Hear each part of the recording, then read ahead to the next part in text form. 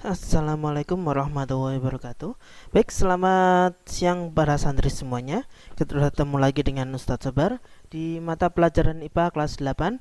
Hari ini kita akan membahas tentang bidang miring. Nah, sebelum kita lanjutkan pembelajarannya, mari kita berdoa terlebih dahulu agar dalam pembelajaran ini kita dapat menerima ilmu yang bermanfaat. Amin. Bismillahirrahmanirrahim.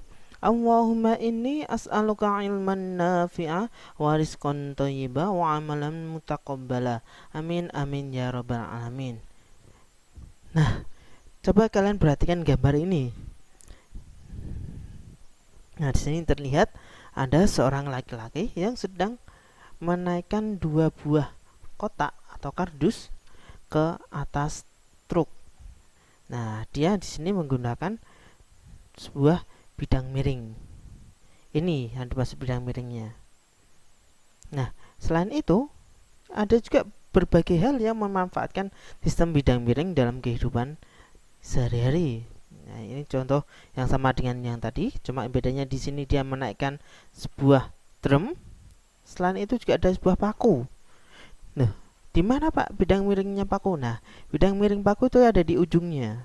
Dia menggunakan ujung yang runcing, ya, meruncing. Itu dia berbentuk bidang miring. Selain itu juga ada tangga. Nah, di sini juga dia tangga di sini rata-rata berbentuk miring. Walaupun juga ada yang spiral seperti skrup ini.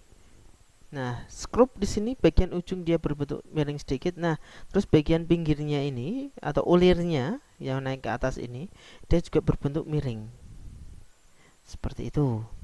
Nah, selain itu di sini juga ada tatah atau untuk yang membuat ukiran. Nah, itu juga dia bagian ujungnya dia juga menggunakan benang miring. Lalu ada kapak. Kalian tahu kan kapak? Nah, selanjutnya juga ada pisau. Di sini karena di sini adalah yang diperlihatkan pisau daging ya. Kan di sini berukuran besar. Nah, selanjutnya juga ada bor. Bukan bornya ya, tapi mata bornya yang berbentuk bidang miring. Nah, jika kalian perhatikan, ya kan, dalam sebuah bentuk bidang miring yang akan kita pelajari hari ini, nanti di sini ada sebuah kotak, ya kan? Di sini nanti akan memiliki dua buah gaya. Pertama, gaya ke bawah atau gaya beratnya. Yang kedua adalah gaya yang mendorong kotak itu agar naik melalui bidang miring tersebut. Nah, selain itu nanti juga ada besarnya H atau ketinggiannya dan juga S atau panjang dari bidang miring itu. Di sini nanti kita yang akan kita cari adalah mengenai tentang KM atau keuntungan mekanik dalam sebuah bidang miring. Nah, apa sih dimaksud dengan keuntungan mekanik?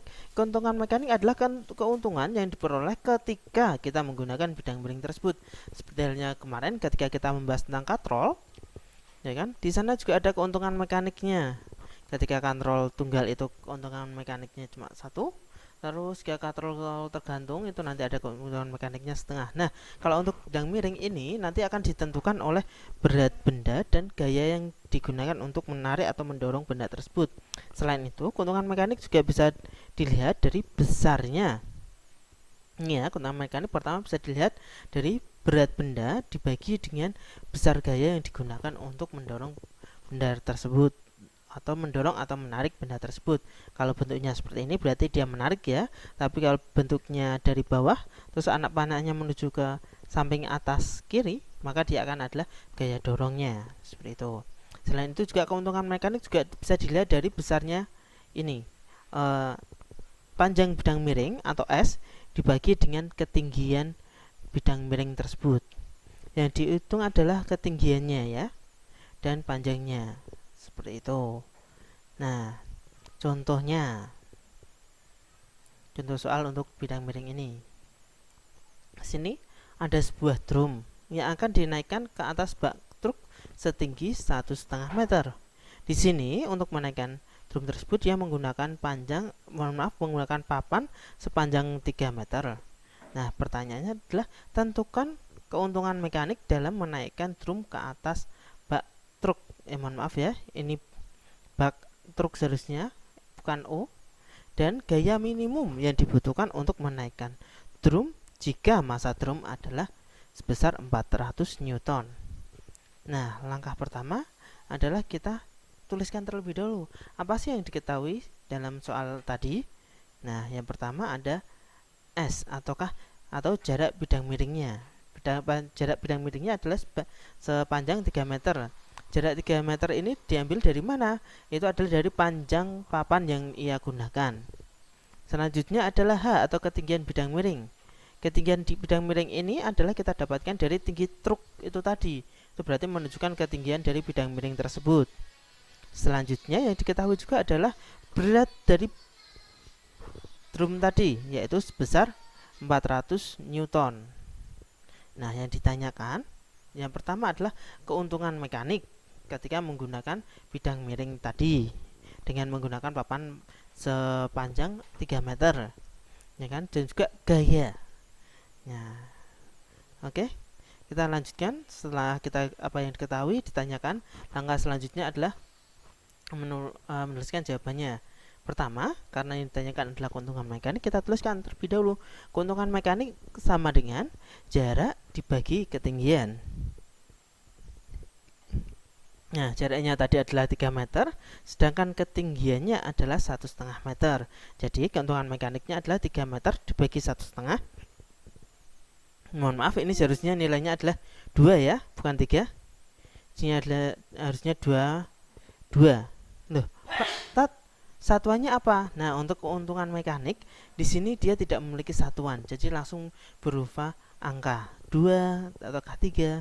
Jadi di sini mohon maaf, di sini harusnya keuntungan mekaniknya adalah 2, bukan 3 ya. Nah, lalu juga tadi kita juga ditanyakan untuk jawaban yang kedua adalah tentang berapakah gaya minimum yang digunakan agar bisa menaikkan drum ke atas truk. Nah, kita menggunakan rumus keuntungan mekanik yang satunya, yaitu keuntungan mekanik sama dengan gaya berat atau W dibagi dengan gaya dorong atau gaya tariknya. Nah, keuntungan mekaniknya adalah 2 sama dengan untuk beratnya adalah 400 Newton dibagi F. Nah, kita bisa kalikan silang, yaitu karena 2 dikalikan F sama dengan 400 Newton, maka nilai F sama dengan 400 Newton dibagi 2. Nah, maka nilainya adalah 200 Newton. Seperti itu. Berarti untuk mendorong sebuah drum sebesar 400 Newton, kalian bisa menggunakan gaya sebesar 200 Newton. Itu sudah bisa digunakan untuk menaikkan drum tersebut. Itu adalah maksudnya. Nah, baik. Untuk pertemuan kali ini Ustadz rasa cukup.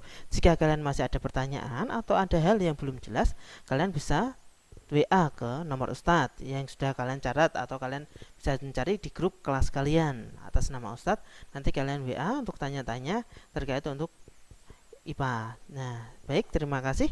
Ustadz tutup untuk pertemuan hari ini. Sampai ketemu lagi di pertemuan selanjutnya. Subhanaka Allahumma bihamdik, asyhadu an la ilaha illa anta, astaghfiruka wa atubu ilaik.